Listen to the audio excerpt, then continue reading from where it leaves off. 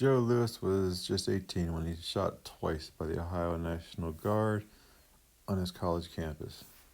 A freshman at Kent State University in Ohio, Lewis had saved money working at the post office during high school to pay for his first year of college. He loved the freedom college afforded, and in 1970 the campus was abuzz with the excitement of being on the cusp of a new world, he said. Lewis grew up on images of civil rights protests and the Vietnam War and took part in anti-war protests when he got to the campus. But in May, things escalated and then turned tragic. Vehemently opposed to President Richard Nixon's escalation of the war in Cambodia, students at Kent State began protesting. On Friday, May 1st, students demonstrated on campus and throughout the town of Kent. The next day, the reserve officers' training course building on campus was set on fire. How the blaze started remains up for debate. And by the evening, Governor Jim Rose, who was running for the Senate, called in the National Guard. That Sunday, in a press conference, the governor called the students the worst type of people we harbor in America. By Monday, May 4th, things reached a boiling point, and the students weren't just protesting the war anymore, but also the armed guards stationed on their campus with military-grade weapons. Lewis was among the estimated 2,000 people who gathered that afternoon in a demonstration beset the toxic waters of the 60s flowing together in one place. According to historian Howard Means, who wrote a book on the incident, 67 shots, Kent State and the end of American innocence. You had this combination of naive students and politically ambitious governor and laissez-faire administration, all deeply complicated by terrible leadership in the National Guard, Means said. As the National Guard ordered Lewis and his fellow students to disperse, they refused. The guardsmen used tear gas, but it proved largely useless because of the wind and the students threw rocks.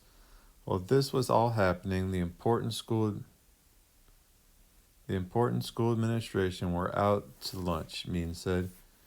When the guardsmen, at least 60 yards from most of the students protesting, started firing, in 13 seconds, 61 to 67 shots were fired. Lewis was hit twice. 4 students were killed, 8 others were injured, one of whom was permanently paralyzed, and the course of history was altered. I remember stopping, and there was an absolute stillness, Lewis said, of the moments after the shots, then screaming and wailing and chaos. I didn't lose consciousness. I was in a state of shock. Many details about the tragedy remain unknown even today. Why exactly did the guardsmen start shooting? Were the guardsmen who later claimed they feared their lives telling the truth when there was so much space between them and the students? What is known that in the immediate aftermath, public opinion largely sided with the National Guard, but the shooting accelerated the growing disapproval of the Vietnam War. It was definitely understood very quickly as an indication that things in the U.S., on and off campus, were spiraling out of control, said Angus Johnson, a historian from student activism who teaches at the University of New York. Johnson called the Kent State shooting a turning point in American history for that reason. The report Nixon commissioned on campus unrest after it said that the nation driven to the use of weapons of war upon its youth is a nation on the edge of chaos, and Americans were feeling the chaos. Days after Kent State shooting on May 15th, there was a shooting at historically black Jackson State College in Mississippi during a protest against racism that students on campus were facing. 2 students were shot and killed, and 12 others were injured at the hands of the police. The U.S. was spiraling out of control, Johnson said, in a war it wasn't winning, and it was shooting at its own students dead. Though the May tragedies certainly weren't the only time campuses saw violence, the dramatic photos of Kent State shooting revealed to the American public what was really going on. The deaths of the students in Ohio, which got far more attention than those in Mississippi, in part, historians believe, because the students who died at Kent State were white. Not only further divided the country, already split over the war, but it also revealed that the divide was growing unsustainable.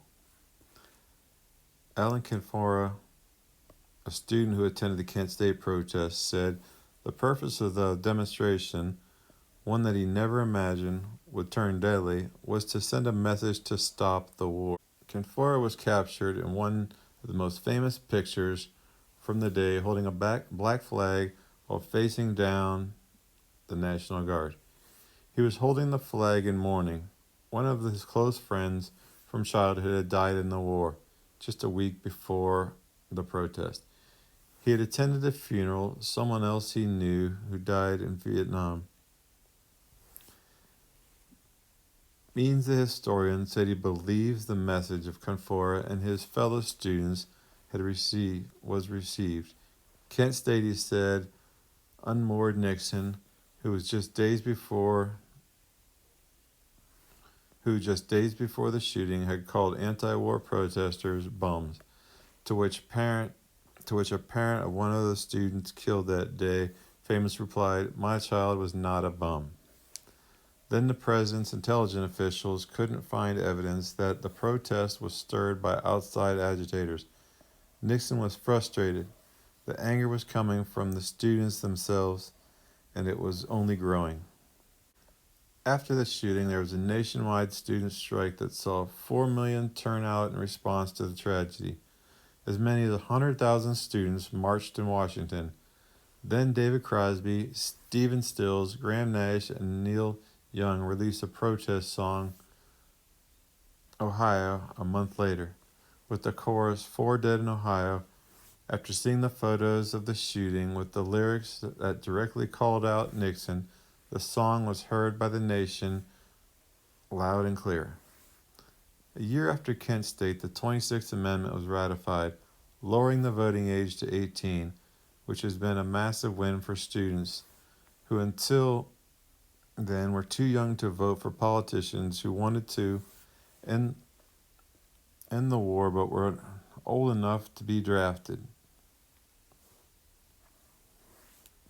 Canfora, who was shot in the wrist that day 50 years ago and returns to the campus every year to mark the anniversary, is proud to have been there despite the tragedy.